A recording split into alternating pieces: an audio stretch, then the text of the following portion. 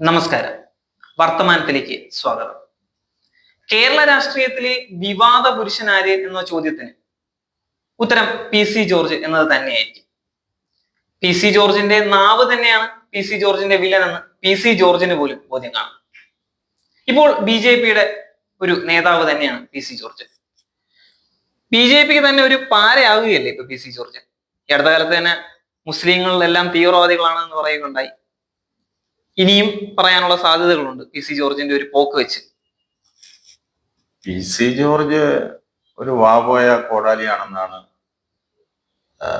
അത് ഈരാറ്റുപേട്ടക്കാർ മാത്രമല്ല, പൂഞ്ഞാറുകാർ മാത്രമല്ല, കേരളത്തിലെ രാഷ്ട്രീയ നിരീക്ഷകർ പോലും പറയുന്നത്.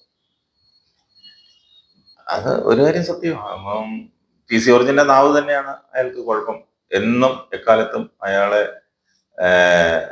രാഷ്ട്രീയത്തിൽ നിന്ന് പോലും മാറി നിൽക്കാൻ, അല്ലെങ്കിൽ ഇങ്ങനെ ഒരു അവസരത്തിന്, അല്ലെങ്കിൽ ഇങ്ങനെ ഒരു സാഹചര്യത്തിന് വഴിവെച്ചത് അദ്ദേഹത്തിന്റെ നാവ് തന്നെയാണ്. ഇതിനു മുമ്പും പലവട്ടവും ഈ രീതിയിലുള്ള അത് തന്നെ, ഈ വാപോയ കോടാലി, വായിൽ വരുന്നത് കോതയ്ക്ക് പാട്ടെന്നുള്ള ഒരു പഴമൊഴിയുണ്ട്. അതുപോലെയാണ് പുള്ളി. അദ്ദേഹത്തിന്റെ വായിൽ വരുന്നതല്ല അദ്ദേഹം വായിത്തൊന്ന് വിളിച്ചു പറയുമ്പോൾ അതില് വരുന്ന വരായികൾ പുള്ളി ചിന്തിക്കുന്നില്ല, അദ്ദേഹം അത് ശ്രദ്ധിക്കുന്നില്ല. അദ്ദേഹത്തിന് തോന്നുന്നത് വിളിച്ചു പറയുന്നു. അത് അദ്ദേഹത്തിന്റെ വാക്കുകൾ കേൾക്കാനും അതുപോലെ അത് പരമാവധി പ്രചരിപ്പിക്കാനും കുറെ മാധ്യമങ്ങളുമുണ്ട്. അദ്ദേഹം പറയുന്നത് പ്രചരിപ്പിക്കാനാണ് കൂടുതലും മാധ്യമങ്ങൾ ശ്രമിക്കുന്നത്. അത് കേൾക്കാൻ കുറെ ആളുകൾ. അദ്ദേഹം എന്താ യു ഡി എഫിൽ നിന്നും എൽ ഡി എഫിൽ നിന്നും ഒക്കെ ഒറ്റപ്പെട്ട് അവസാനം ബി ജെ പിയിൽ അഭയം പ്രാപിച്ചതുണ്ട്. എന്നിട്ട് ബി ജെ പിയിൽ അഭയം പ്രാപിച്ചിട്ട് ബി ജെ പി ഇപ്പൊ എത്ര നാളായി അദ്ദേഹം ബി ജെ പിയിൽ എത്തിയിട്ട്? ബി ജെ പി വന്നിട്ട് തന്നെ ഇപ്പൊ 1 വർഷം കഴിയുന്നു. ഇതുവരെ അദ്ദേഹത്തെ എവിടെയെങ്കിലും ഒരു അക്കോമഡേഷൻ കൊടുത്തിട്ടുണ്ടോ? പത്തനംതിട്ടയിൽ ഒരു സാധ്യത ഉണ്ടായിരുന്നു. പത്തനംതിട്ടയിലെ പുള്ളിയെ സ്ഥാനാർത്ഥിയെങ്കിലും പുള്ളിയുടെ പുള്ളിയെ തന്നെയാണ് പുള്ളിയുടെ മകന്റെ രാഷ്ട്രീയ ഭാവിയുടെ കളയുന്നത്. അപ്പൊ രണ്ടുപേരെയും ബി ജെ പി പരിഗണിച്ചില്ല. ഇനി പരിഗണിക്കുന്നോ എന്തോ അറിയില്ല.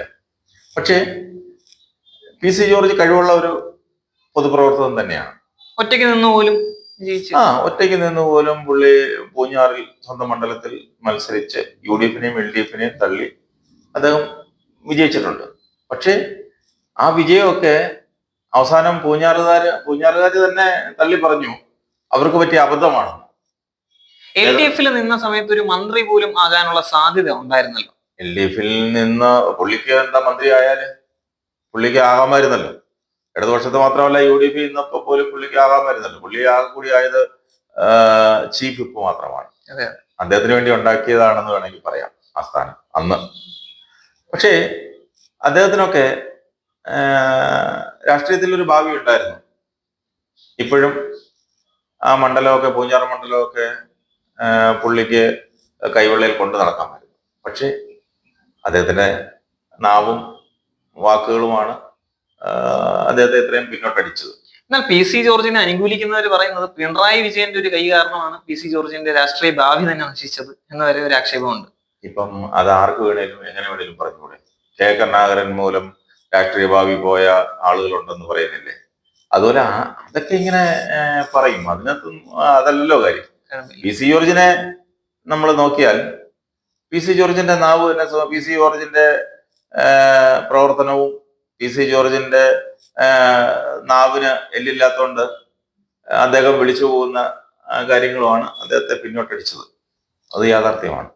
ഇപ്പൊ എങ്ങും അല്ലാത്ത രീതിയിൽ അദ്ദേഹം ഓടി നടക്കുന്നു. ബി ജെ പി ചേർന്നിട്ട് പോലും എങ്ങും എത്തിയില്ല. അദ്ദേഹത്തെ ഒരു സമിതിയിലും എടുത്തതായി ഇതുവരെ അറിയാൻ കഴിഞ്ഞിട്ടില്ല. അദ്ദേഹത്തിന്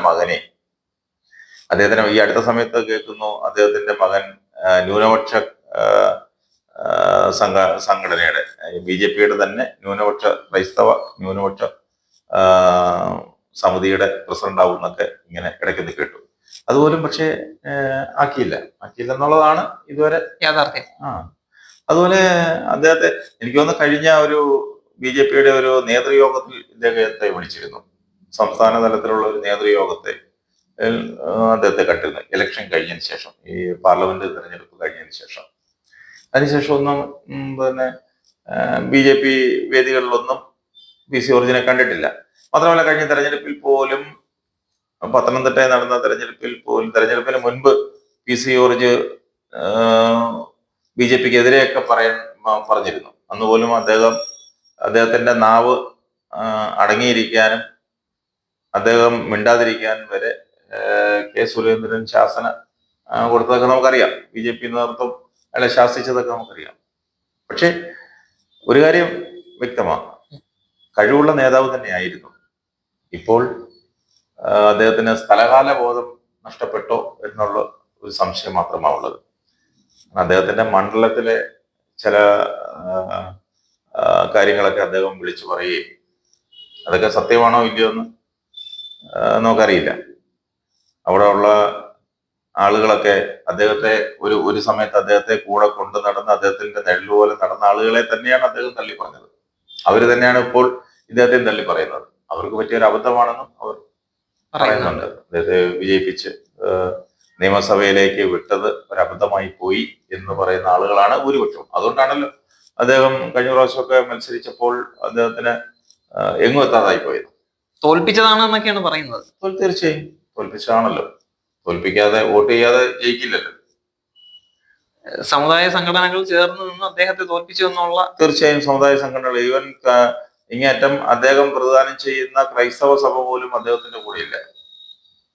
അദ്ദേഹം ഇപ്പൊ BJPയിലാണ്. BJPയിലായതുകൊണ്ട് ക്രൈസ്തവ സമൂഹം പോലും അദ്ദേഹത്തിന്റെ കൂടെയില്ല. മുസ്ലിം സമുദായത്തെ അദ്ദേഹം വെറുപ്പിച്ചു. പിന്നെ ഹൈന്ദവ സംഘടനകളാണ്.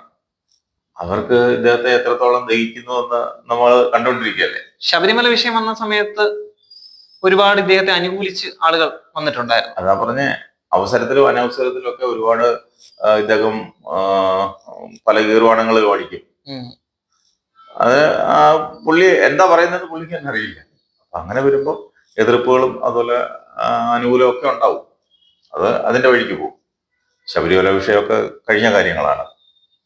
ഇനി ഒരു തെരഞ്ഞെടുപ്പിൽ അദ്ദേഹം മത്സരിക്കാൻ അദ്ദേഹം പറയാം അദ്ദേഹം മത്സരിക്കുമെന്ന് പറയും. പക്ഷേ മത്സരിച്ചാൽ ഇനി അദ്ദേഹം നിയമസഭയിലോ ലോക്സഭയിലോ ഒന്നും എത്താൻ സാധ്യതയില്ല. വരാൻ സാധ്യത വളരെ കുറവാണ്. അവിടുത്തെ പൂഞ്ഞാറുകാര് മുഴുവൻ വിചാരിച്ച പോലും അദ്ദേഹം ഒന്ന് നിയമസഭ കാണുമെന്ന് കണ്ടറിയണം.